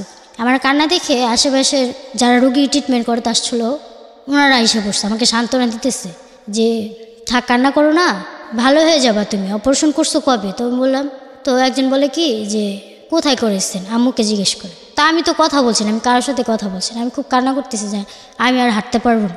আর ওনারা আমার সাথে এরকম বিহেভ করছে, মানে আমার খুব ভয় লাগতেছে যে আমি আর হাঁটতে পারবো না, আমার জীবনটা শেষ করে দিস। তারপর একজন বলে যে আম্মুকে বলে, জাপা একটা কথা বলে রাগ করে না, আপনার এখানে টিউমার, এই জয়েন্টে হার্টের এখানে টিউমারটা করা উচিত, এই অপারেশনটা করা উচিত হয়নি। তখন ওনার কথা শুনে আমার আরও খারাপ লাগতেছে যে হয়তো আমি আর, তার মানে এটাই সত্যি, আমার কথাই সত্যি, আমি আর হাঁটতেই পারবো না। মানে অনেক কান্না করি, মা আমার কান্না দেখে মাও কান্না করে। মা যে ডাক্তারের সাথে কথা বলতে যায় যে আমার পা ভাঁজ করতে পারে না, কারণ ডাক্তার কথা বলে না, বলে যে একজন কথা বলতে ঢুকছে, ডাক্তার বের হয়ে গেছে, ওনার সময় শেষ, উনি বের হয়ে গেছে। আমি কান্না করছি, উনি দেখছে, কিন্তু উনি আমার দিকে ফিরেও তাকায়নি, শব্দ শুনছি উনি ফিরেও তাকায়নি। মানে ওনার এতদিন তো হসপিটালে ছিলাম, ডাক্তার অনেক কথা বলছে, এখন ওনার আমার সাথে কথা বলে না কেন? মানে এটা আমার খুব ভয় লাগছে। এখন উনি আমাকে দেখে আমার না দেখার ভান করছে, মানে আমি হাঁটতে পারবো কি না পারবো তিনি আমাকে বলবে, বুঝিয়ে বলবে, না বললে আমি কীভাবে বুঝবো? তা আমি অনেক কান্না করতেছি, পুরো রাস্তা বাসায় পর্যন্ত আমি কান্না করতে করতে আসি, খাওয়া দাওয়া করি না, সবার কাছে শুধু বলে আমি আর হাঁটতে পারবো না, আমি আর হাঁটতে পারবো না। তারপর মা সবাই কান্না করে যে আপু বলে এটা আবার কেমন করতাম যে হাঁটতে পারবো না, অপারেশন তো করাইছি সুন্দরভাবে হাঁটার জন্য, ওনারা তো বললো অপারেশন না করলে সমস্যা হতে পারে, তাহলে অপারেশন করার পর হাঁটতে পারবে না কেন? তো আপু একটা ভাইয়া পরের দিন যায় হাসপাতালে যাওয়ার পর ডাক্তারের সাথে কথা বলে। আমাদের একটা পরিচিত লোক ছিল, পিজি হাসপাতালেই জব করতো, তো ওনাকে সাথে নিয়ে যায়, যাতে ওনার সাথে গেলে যাতে কথা বলে ভালো করে, মানে ভালো মন্দ কথাটা বলতে পারে, যেহেতু আমাদের মানে এখন অ্যাভয়েড করতেছে, তো জন্য ওখানে লোকই নিয়ে গেছে। তো তখন আর অনেকটা ডাক্তার বলে যে দেখেন এটা ব্যায়ামের মাধ্যমে সব কিছু করতে হবে। যে স্যার ব্যায়াম কীভাবে করবে? তখন ওনারা আমাকে মানে বলে যে আস্তে আস্তে ব্যায়াম করতে হবে, এটা মানে আপুকে, আমি যাই না কারণ আমি তো যেতে পারি না, তো আপুরাই গেছে, তখন বললে ব্যায়াম করতে। তারপরে ওনার কথা শুনে যে ভরসা হলো যে না হয়তো ব্যায়াম করলে, তো আপু বললো যে আপু ফোন দিচ্ছে, তাই বলে আপু জিজ্ঞেস করো কতদিনের মধ্যে আমি হাঁটতে পারবো? তো আবার জিজ্ঞেস করে, তো বলে যে 3 মাস ব্যায়াম করলেই হাঁটতে পারে। তা আমি 3 মাস পর করি, ব্যায়াম করতে থাকি, ডাক্তার তো আসা যাওয়া করতেই থাকি। হঠাৎ করে মানে আমার 6 মাস মানে আমি রাতে আমার হাতে ইঁদুরে কামড় মারে এখানে। তো মানে আমি ভাবছি কি এর আগে এখানে কামড় মারছে, তো সবাই হাসতেছে, মরারে সবাই মারতে আসে। হাতের অবস্থা অনেক খারাপ হয়ে যায়, 2-3 দিনের মধ্যে হাত এরকম ফুলে ওই পুরোটা লাল টকটকে হয়ে যায়। আর ওখানে টাচ করা মানে টাচকে পাতলা কাপড়টাও লাগানো যায় না, মানে এত পরিমাণ ইনফেকশন হয়ে গেছে। তো ডাক্তারের কাছে যাই, ইয়ের কাছেই এলাকার থাকে না ফার্মেসি, ওখানে যাই ডাক্তারের কাছে। তো দেখে ডাক্তার স্ক্যান যে ফার্মেসি কাকা দেখে বলে কি যে না এটা এমনি ওষুধ দিলে হবে না, এটা ডাক্তার দেখে ওষুধ নিতে হবে, কারণ এটা অনেক পর্যায়ে চলে এসছে। তো পরে ডাক্তার দেখাই, ডাক্তার ওষুধ দেয় আমাকে। ডাক্তার ওষুধ রাত্রে খেয়েছি, সকালে খেয়েছি, দুপুরে, কিন্তু রাত্রে মানে আমার পায়ের হাতের ব্যথা শেষ, কিন্তু পায়ে প্রচণ্ড পরিমাণ ব্যথা। ওষুধ কিন্তু আমার দিচ্ছে হচ্ছে 10-12 দিনে, কিন্তু আমি একদিনও মানে খাওয়া হয়নি, একদিনে 3 বেলা, তো ওই 3 বেলা তো আমি খেতে পারিনি। পরের দিন রাতে থেকে শুরু করছি, পরে 2টা খাইছি। এটা কি হাতের জন্য? হ্যাঁ, হাতের জন্য। তো হাতের ব্যথা 2টা খাই ভালো হয়ে গেছে, পায়ে প্রচণ্ড ব্যথা, মানে ওই আগে মানে মানে আগে টিউমার তো আমি হাঁটতে পারছি, কিন্তু এটা মানে টাচ করার মতো না। কেউ যদি আমার মানে এটা উপরে কিছু দেয়, মানে খাতা উপরে যে তখন তো একটু ঠান্ডা ঠান্ডা, খাতা উপরে দিলে যদি খাতাটা টান মারতাম তাহলে ব্যথা করতো। তো আমি নিতাম না, সবসময় সাবধানে মানে আস্তেই করে নিতে হতো। তারপর অনেক কষ্ট করে আমি তো যেতে পারবো না ইয়েতে ফার্মেসিতে, তাই আমি মাকে আর আপুকে পাঠাই।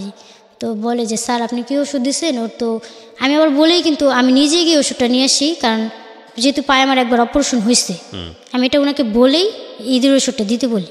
তারপরে বলে যে স্যার আপনি ওষুধটা দিচ্ছেন ওটা তোর পায়ে ইফেক্ট পড়ছে। বলে যে না, এটা ইফেক্ট পড়ার কথা না। কয়টা খাইছে? 2টা। তো বলতেছে 2টা খাইলে পায়ে ইফেক্ট করবে কেন? তো বলতেছে যে না স্যার, এটা খাওয়ার পরেই ওর মানে অনেক ব্যথা পায় ইয়ের করার মতন। তো তারপর আমি যাই ওখানে, ওনার ওষুধ আর খাবো না, এই জন্য পিজিতে আবার ডাক্তার কাছে যাই, যে স্যার আমাকে অপারেশন করে। তো ওনার কাছে যাই, উনি ওষুধ দেয় আর বলে যে একটা এক্সরে করতে, যেহেতু পায়ে ব্যথা করছে একটা এক্সরে করতে। তো এক্সরে করি, এক্সরে করে তারপরে নিয়ে যাই। এর 2 দিন পর এক্সরেটা নিয়ে যাই, কিন্তু ওই স্যার থাকে না, অন্য স্যারে। তো অন্য স্যার দেখাই, উনি বলে যে মানে উনি এটা দেখে পরে বলে এমআরআই করেন আপনি। তাই আমি এমআরআই তো কখনো করেনি। তো আমি বলি স্যার এমআরআই করতে কত লাগবে? তো বলে যে অন্য অন্য অনেক হাসপাতালেতে 10 থেকে 15,000 টাকা নেয়, তো আপনি করেন এখানে 10,000 টাকা নেবে। তো ওই যে ঢুকায় না ভিতরে, উনি আবার অনেক ভালো ছিল। তো উনি বলে যে আমার কথাটা বলে যে আসলে আমরা কীভাবে অপারেশনটা করেছি। উনি আবার সব জানে, উনি সব জানে, কারণ আমার সিট পেতে দেরি হইতেছে, ভর্তি তাড়াতাড়ি হইতে পারে। উনি আবার যোগাযোগ করতে যে কবে ভর্তি হবো, ডাক্তার যেহেতু বলছে। তো উনি আবার সব জানে যে আমাদের সমস্যাটা, যে আমরা কেন মানে অপারেশন করতে পারতেছি না, একটু দেরি হচ্ছে। তো উনি আবার স্যারকে এই কথাটা বলে যে স্যার ওর তো মনে করেন একটু অনেক অসহায়, তো আপনি একটু হেল্প করে ওকে একটু হেল্প করেন, ওকে একটু ডিসকাউন্ট দিয়ে দেন, তাহলে হয়তো অনেক ভালো হবে। কারণ এটা অ্যামাউন্ট মনে করেন যে ওর পরিবারের পক্ষে অনেক কষ্ট হয়ে যাবে। তারপর স্যার 3,000 টাকা ডিসকাউন্ট করে দেয় আমাকে। 3,000 টাকা ডিসকাউন্ট করে দিলে ওইটা পরে আমরা করি, এই এমআরআই রিপোর্টটা করে এমআরআই রিপোর্টটা ওই বলে নিয়ে আসতে। এর 2 দিন পর আবার ওই পিজিতে নিয়ে আসি। নেওয়ার পরে ওই যেই স্যারে আমাকে এক্সরে করতে বলছিল, আমার অপারেশন করাইছে, ওই স্যার আবার ওই দিন ছিল। তো স্যারকে আমি এমআরআই রিপোর্টও দিই, এক্সরে রিপোর্টও দিই। স্যার বলে এক্সরে রিপোর্ট দাও, তো এক্সরে রিপোর্ট দিই। তো স্যার এক্সরে রিপোর্ট দেখেই বলে তোমার তো টিউমারটা আবার হচ্ছে। ওকে। তো এটা শোনা তো আমি মানে পুরো অপ্রস্তুত ছিলাম যে টিউমার হচ্ছে, মানে মাত্র 6 মাস হলো, আমি এখন নিজের পায়ে হাঁটতেই পারতেছি না। আমাকে এখনও হাসপাতালে আনলে একজন কুলে করে নিয়ে আসতে হয়। এমন হতো যে আমি পায়ে, ওনাদের কথার মতো পায়ে ভর দিচ্ছে, আমার টিউমার আবার হয়েছে, এমন তো না। তা আমার টিউমার আবার হবে কেন? আমি বললাম যে স্যার টিউমার আবার হচ্ছে মানে? হ্যাঁ তোমাকে তো বলাই হয়েছে এটা অনেক খারাপ। তাই আমি বলি স্যার এটা তো খারাপ, এখন আমি এক্সরে করছি দিকে ধরা পড়ছে, এটা তো আর 6 মাসের মাথায় হয়নি, এটা তো আরও আগে থেকেই হয়েছে। তো স্যার মানে আমি কোশ্চেন করতেছি, করতেছি, স্যার একটু মানে যে হ্যাঁ এটা এরকমই, এটা হ্যাঁ তোমাকে তো বলাই হয়েছে, এটা আবার হতে পারে, অনেক খারাপ একটা রোগ। তো বলি স্যার যে এটা আমার আপু বলে, তা আমি টিউমার হয়েছে শুনে আমি চুপ হয়ে মানে কী বলবো, আমার মুখ দিয়ে কথা যে এত কষ্ট করে অপারেশন করাইছি, এখন আর ওই টাকা দিতে পারিনি, এখন আবার টিউমার হয়েছে, তো ওই টাকা কীভাবে দিব, আর ওটা কোথা থেকে জোগাড় করবো? আপু জিজ্ঞেস করে যে এটা কত স্যার, এটা এখন এটা কী করতে হবে? তো বলে এটা আবার অপারেশন করতে হবে। তুমি কি তোমার রোগের নামটা জানো? ততদিনে কি রোগের নামটা জানতে পারছো? বলছে এই রোগের নাম? তখন আমি ওই যে বোনস টিউমার বলছে, এই বোনস টিউমার, এইটুকু? হ্যাঁ বোনস টিউমার। ওটা আমি সার্চ দিয়ে আবার ফোনে দেখতাম যে বোনস টিউমার মানে কি, এটা কোথায় কোথায় হয়, এটা মানে নেটে সার্চ দিয়ে দেখতাম যেটা ভালো হওয়ার সম্ভাবনা আছে কিনা। ইনফ্যাক্ট যারা ওনারা যখন আমাকে কিভাবে ব্যায়াম করতে হবে অপারেশনের পরে, ওটা যখন বলে নাই তখন আমি গুগলে সার্চ করে কিন্তু ওটা দেখতাম। তো তারপরে ওই যে স্যার বললো যখন, তো আপু বললো যে এটা কী করতে হবে, তো বললো যে এটা আবার অপারেশন করতে হবে। তো আমরা তো জানি যে আমাদের উনি তো একটা কথা বলে দিল, কিন্তু আমাদের ফ্যামিলিতে যে আবার অপারেশন করাটা যে মানে কত বড় তোটা আমরা জানি, সম্ভব না তো এটা আমাদের। কারণ আমরা মা প্রথম যেই টাকাটা ধার করে মানে আমরা অপারেশন করেছি, ওটাই তো এখনও শোধ করা হয়নি। তো স্যারকে জিজ্ঞেস করলো যে স্যার এটা কত টাকা লাগবে এখন অপারেশন করতে? তো স্যার বললো 6 থেকে 7 লাখ টাকা লাগবে। মানে এই অ্যামাউন্ট শুনে মানে আমি কীভাবে, মানে এটা তো সম্ভব না, মানে মানুষ বলে না আকাশ পাতাল, এরকমই অনেকটা, যেটা ওটা কখনো পসিবল না। মানে কীভাবে, কার মাধ্যমে আমি এই বিপদ থেকে উদ্ধার হব? একমাত্র আল্লাহ ছাড়া তো এই সাহায্য করার কেউ নেই। মানে আমি খুব কান্না করতেছি স্যার এই কথাটা শুনে। আমি বললাম যে স্যার কান্না করতে হবে স্যার, আপনি তো জানেন আমার কথা, তো স্যার আমার পক্ষে তো এটা সম্ভব না। স্যার তখন আমাকে বলে সম্ভব না হলে পাও কেটে ফেলো, আমার কিছু করার নেই। স্যার যখন পাও কেটে ফেলার কথা বলল, মানে আমি ভাবলাম যে আমি এতদিন যে অসুস্থ ছিলাম, মানে আমার কতটুকু কষ্ট যন্ত্রণা নিয়ে আমি ঘরে ছিলাম এটা শুধু আমি জানি। আর পা কেটে ফেলো তো আমি পুরো পঙ্গু। আর আমার মা ছাড়া তো আমাকে, মানে একটা ছোট বাচ্চা যেভাবে পালে আমার মা এতদিন আমাকে, কারণ আমি বাথরুমে যেতে পারতাম না, আমার পা পুরোটা ব্যান্ডেজ করা, আর আমার পা তো ভাঁজ করতে পারি না, মানে ঘরে আমাকে সব করতে হতো। প্রচণ্ড গরম লাগতো, মানে প্লাস্টার করা, গোসল তো করতাম না, মাথায় শুধু ফ্রিজের পানি নিয়ে মাথায় পানি দিতাম যাতে গরমটা না লাগে, জামা ভিজিয়ে বসে থাকতাম যাতে গরমটা না লাগে। আর পা কেটে থাকলে মানে কীভাবে, পাটা যদি না থাকে তাহলে আমি কীভাবে কী করবো? ওটা তো আমি সারা জীবনের মতো পঙ্গু, এটা তো হয়তো আমি 6 মাসের জন্য, তখন তো আমি সারা জীবনের জন্য। আর আমার মা এতদিন আমাকে দেখছে, যদি আমার মা না দেখে তাহলে আমাকে কে দেখবে?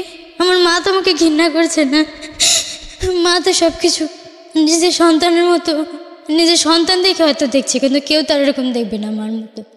স্যারকে আমি মানে খুব কান্না করি, তো আমার কান্না দেখে অনেকে যে পড়াশোনা শিখে না ডাক্তারি, মানে একটা উনি আমাকে দেখে মানে ওনার চোখে পানি চলে আসে, মানে হয়তো উনি ভাবছি যে এই বয়স ওনার পাকাটা কাটা যাবে। তো আমি স্যারকে অনেক মানে কান্নাকাটির দিকে স্যার আমাকে রুম থেকে বের করে দেয়, বলে যাও যদি 1 সপ্তাহের মধ্যে টাকা জোগাড় করতে পারো তাহলে আমার সাথে যোগাযোগ করবো। 1 সপ্তাহ কেন, 1 যুগ হলে তো আমাদের পক্ষে সম্ভব না যদি আল্লাহ ব্যবস্থা করে না দেয়, কারণ আমাদের তো ওই সামর্থ্য নাই।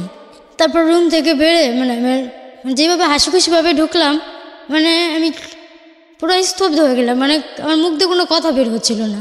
বারান্দায় বসে শুধু আকাশটা দেখছিলাম, মানে তখন আমার পৃথিবীটা আমার কাছে এত সুন্দর লাগছিল, মনে হচ্ছিল আমি বাঁচতে পারবো না পৃথিবীতে, আমার সাথে কেন এমনটা হলো, আমার আল্লাহ কেন তো বড় রোগ দিল, মানে অনেক কথা মানে মনের ভিতরে আসছিল। অন্যদিকে মা বাচ্চাদের মতো কান্না করছিল, মার মুখে থেকে তাকে আমার খুব মায়া লাগতেছিল যে মাকে একটু সুখ দিতে পারলাম না, মার জন্য কিছু করে যেতে পারলাম না। মা ভাবতেছিলাম যে যদি আমার পাই না থাকে তাহলে আমি মার উপর সারা জীবনের জন্য বোঝা হয়ে থাকবো না, কারণ আমি তো দেখছি মা আমার জন্য এতদিনে কি কষ্ট করছে। আমার মা যদি এক জায়গায় গেছেও মানে শান্তি মতো থাকতে পারেনি, চুলার পর যেমন মেয়ে ঘরে একা কি লাগবে না লাগবে যদি সব দিয়ে যেত, কিন্তু তারপর আমার টেনশন থাকতো যে আমি একলা। তো তুমি ডাক্তার তোমাকে এটা বলার পরে তুমি কি করলা? ডাক্তার কবে বলেছে তোমাকে এটা? 6 মাস পর। আচ্ছা, তারপরে তুমি কি করলা? তারপর আমি মানে বাসায় মানে তখন আমি আর কারোর সাথে মানে কথা বলি না, মানে আমার হচ্ছে আমি মানে পুরো ডিপ্রেশনে চলে যাই। কেউ আমার ভালো কথা বললে আমার ভালো লাগতো না, কেউ যদি আমাকে সান্ত্বনা দেয় আমি যে কী সান্ত্বনা দেয় আমাকে, আমি তো জানি আসল ঘটনাই তো আমি জানি যে সান্ত্বনা দিলে তো আর টাকা জোগাড় হবে না, সবার কথাই তো টাকা যদি কেউ সাহায্য না করে, যদি কেউ এগিয়ে না আসে তাহলে তার হবে না। সবাই বলে ভালো হয়ে যাবি, টেনশন করিস না, কে বলছে টিমন, কিন্তু এটা তো সত্যি না। এই সান্ত্বনা তো আমি বুঝি, এটা আমাদের সান্ত্বনা দিচ্ছে। তখন সবার সাথে ঘরের সবার সাথে আমি খারাপ ব্যবহার করতাম, আমার ছোটো বোন আমাকে দুষ্টামি করতো যে আমাকে ভালো রাখার জন্য, কিন্তু আমি মানে যারা দ্বারে মানে আমি ঝাড়ি যা মানে সবার সাথে খারাপ ব্যবহার করতাম। মানে তখন মানে মনের ভিতরে বাঁচার জন্য মানে মা বাবাকে ছাড়া থাকতে হবে আর অনেক দূরে চলে যাব, কেউ কত খারাপ যে লাগছিল আমার মনে হচ্ছিল।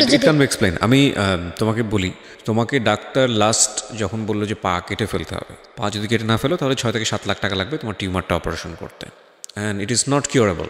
এটা যে অপারেশন করলেই যেটা কিওর হয়ে যাবে এটার কোনো গ্যারান্টি নাই।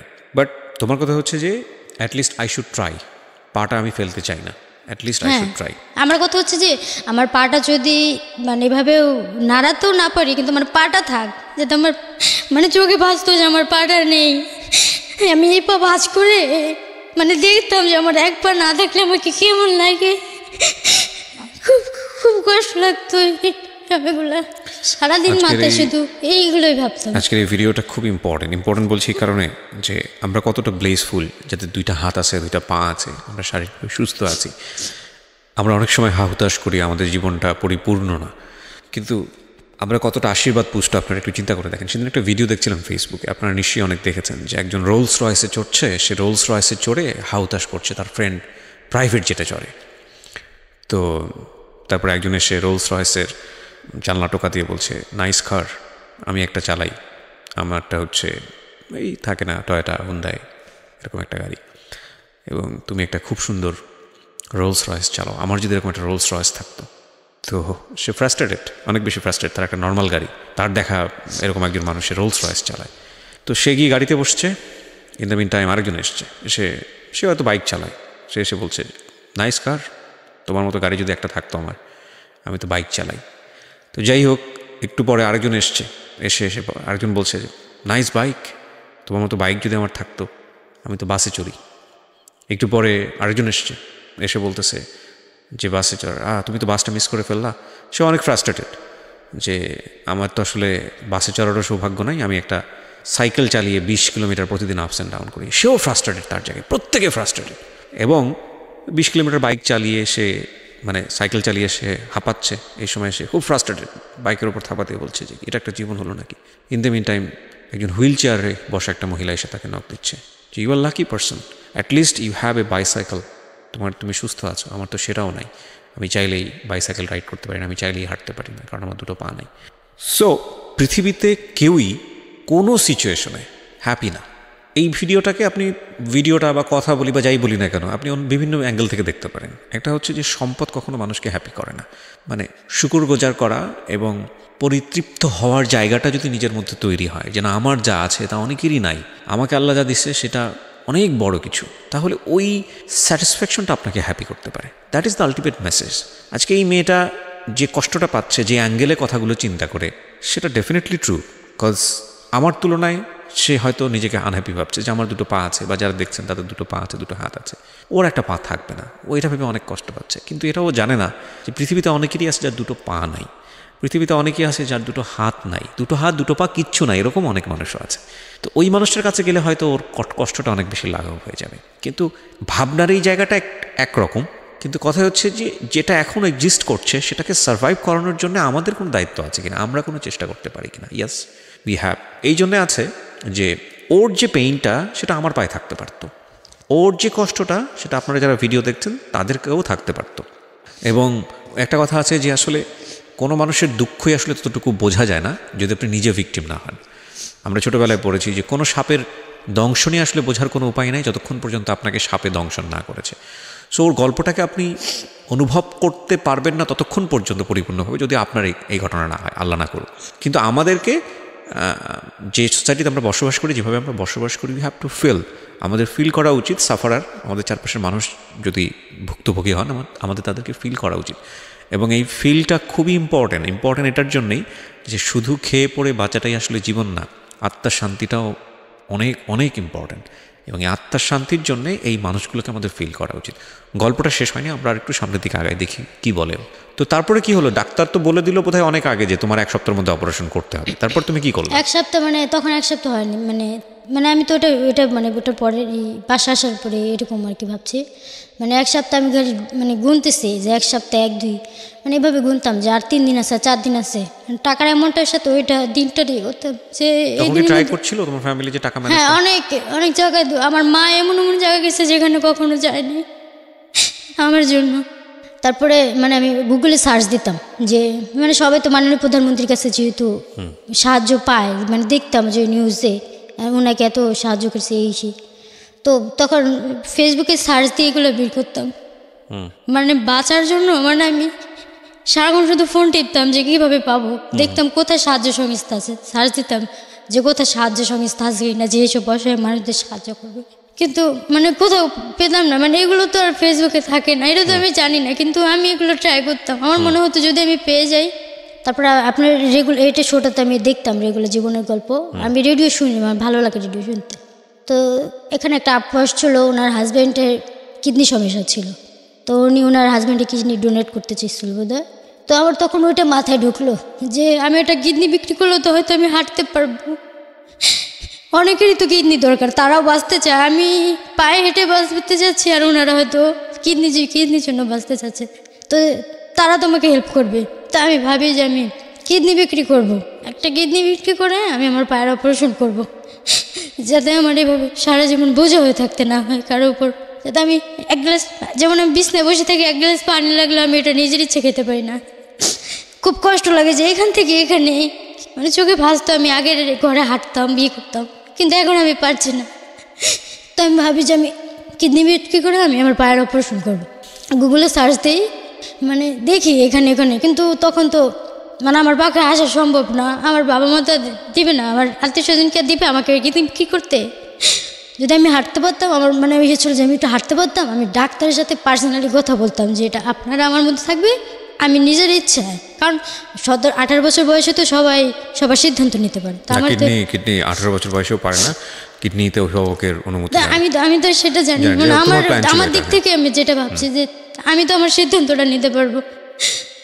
তো আমি ভাবি আমি ডাক্তারের সাথে কথা বলবো যে যদি কারো লাগে তাহলে সে যাতে আমাকে 6 থেকে 7 লাখ টাকা দেয়। এটাতে সাকসেসফুল হওনি, শেষ পর্যন্ত তুমি এটা সাকসেসফুল হওনি। এটা আমি আর পারিনি, কারণ ঠিকানা তো আর থাকে না, কারণ আমি যেতেও পারবো না। প্রবলেম, মানে ওর প্ল্যানটা কি দেখেন, মানে কতটা ড্রাস্টিক্যালি প্ল্যান করতেছে যে আই নিড টু ওয়াক, আমার হাঁটতে হবে, আমার পাটাকে সেভ করতে হবে। ওকে, তারপর কি হলো? এক সপ্তাহ তো পার হয়ে গেল, ইন দ্য মিনটাইম 1 সপ্তাহ তো পার হয়ে গেল।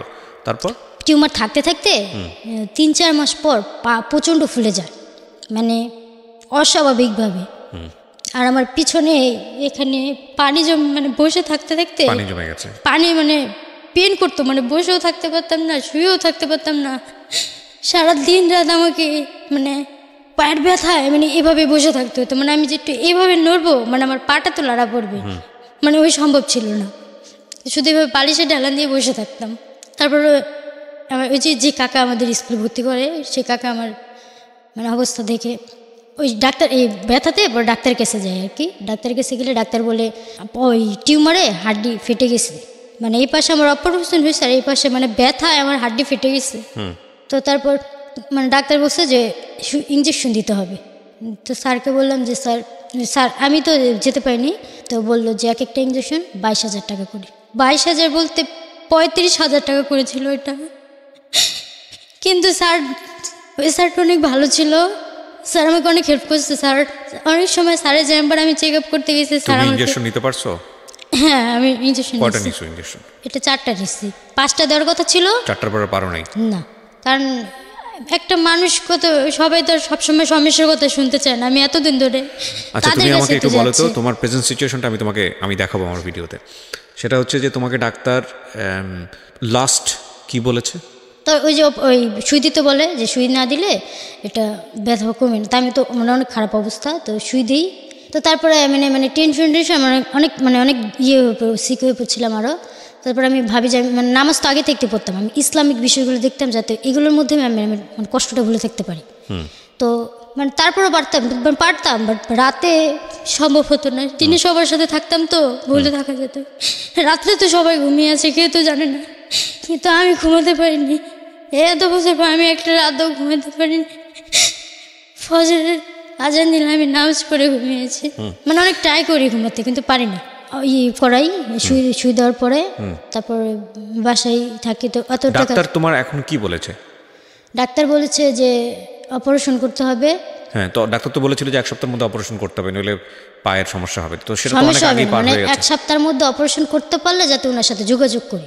ওকে, আর না হলে যোগাযোগ করার দরকার নেই। তুমি তো তোমার পায়ের যে অবস্থা রেখেছো, মানে এখনো তুমি পাটা ধরে রেখেছো, এবং তোমার অর্থ জোগাড় হয়নি বলেই তুমি এখন পর্যন্ত প্রপার ট্রিটমেন্টে যেতে পারোনি। আমি মানে এটাই ভাবি যে আমার পা যদি আরো টিউমার বড় হয়, আমি ব্যথা সহ্য করবো, কিন্তু আমার পা আমি ফালাবো না।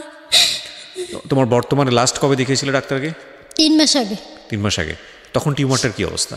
এই সুই ইঞ্জেকশন দিয়ে মানে টিউমারটাকে ছোট করা হয়েছে, ছোট করে রাখা হয়েছে। হ্যাঁ, যাতে ব্যথা না করে, ছোট হয়, যাতে অপারেশন করতে সুবিধা হয়। তো এই যে এটা কতদিন এভাবে রাখা যাবে?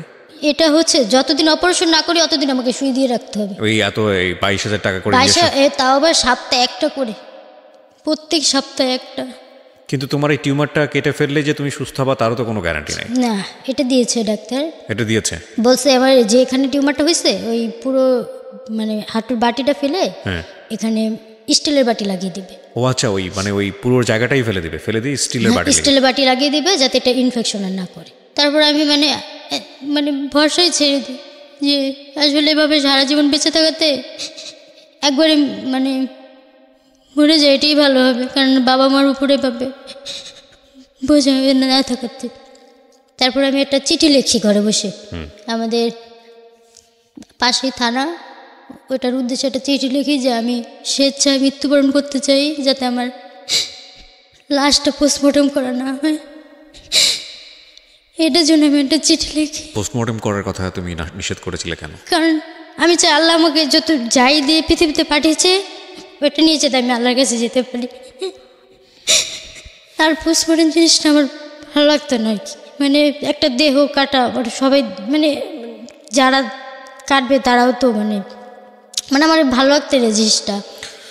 সো আপনারা দেখেছেন ওর পাটা হচ্ছে একটা চেয়ারে তোলা, এবং এই অবস্থায় হচ্ছে পুরো গল্পটা বলেছে, এবং ওর লাস্ট 1.5 বছর কিন্তু এভাবেই কাটছে। আর লেখাপড়া করতে পারেনি, লেখাপড়া ড্রপ চলে গেছে, যে জবটা করতো সেটাও তো নাই, অবভিয়াসলি নাই, পুরোপুরি ডিপেন্ডেন্ট। বাবা দর্জিগিরি করেন, এখনও বোধহয় দর্জিই করেন না, এখনও করেন। এবং ওর আসলে ইনকাম করার মতো কোনো বড় ভাইও নাই। ওর যে বড় 2 বোন তাদের বিয়ে হয়ে গেছে, ওর একটা ছোট ভাই আছে, আরেকটা বোন আছে, ওরই সমপর্যায়ে পড়াশোনা করে। ওই বোনটা কি বন্ধ হয়ে গেছে পড়াশোনা, নাকি ও পড়াশোনা করছে? না, একসাথে দুজনে বন্ধ হয়েছে। ওরও বন্ধ করে দিয়েছে? মানে আমার কথা হচ্ছে পড়লে 2 পড়ে একসাথে পড়বে। 6 থেকে 7 লক্ষ টাকা আসলে আমাদের জীবন গল্পের অনুষ্ঠানের জন্য it's not a huge amount of money. আলহামদুলিল্লাহ, I have that kind of confidence. So আমরা আশা করতে পারি যে এই মেয়েটার ফুট স্টেপ, পা ফেলার যে ব্যাপারটা, সেটা আমরা নিশ্চয়ই পারবো ইনশাল্লাহ। এবং সেটার জন্যে এই মেয়েটা আজকে আপনাদের কাছে এসছে। ওর বিকাশ নাম্বার আমি আমার ভিডিওতে দিয়ে দিচ্ছি, একই সাথে ওর মুখ দিয়ে উচ্চারণ করবে যারা রেডিওতে শুনছেন। এই নাম্বারে আপনারা ওর সঙ্গে যোগাযোগ করতে পারেন, ওর ফ্যামিলি মেম্বারদের সঙ্গে যোগাযোগ করতে পারেন, এবং একই সাথে আদার্স কোনোভাবে ওকে সাহায্য করা যায় কিনা সে ব্যাপারেও আপনারা সহযোগিতা করতে পারেন। যদি কোনো ডক্টর থেকে থাকেন আমার এই ভিডিওতে, যদি দেখে থাকেন, ওর সঙ্গে যদি যোগাযোগ করতে চান, বিশেষ করে ডাক্তারদের কথা আমি বলবো, আপনারা আমাকে মেইল করতে পারেন, আমি চেষ্টা করবো ওর সঙ্গে কমিউনিকেট করিয়ে দেওয়ার জন্য। এটা যে কত বড় সওয়াবের কাজ, এটা নিঃসন্দেহে অনেক বড় সওয়াবের কাজ। এবং আসেন, শুধু একটা কথাই বলতে পারি, আসেন আমরা সবাই অংশীদার হই।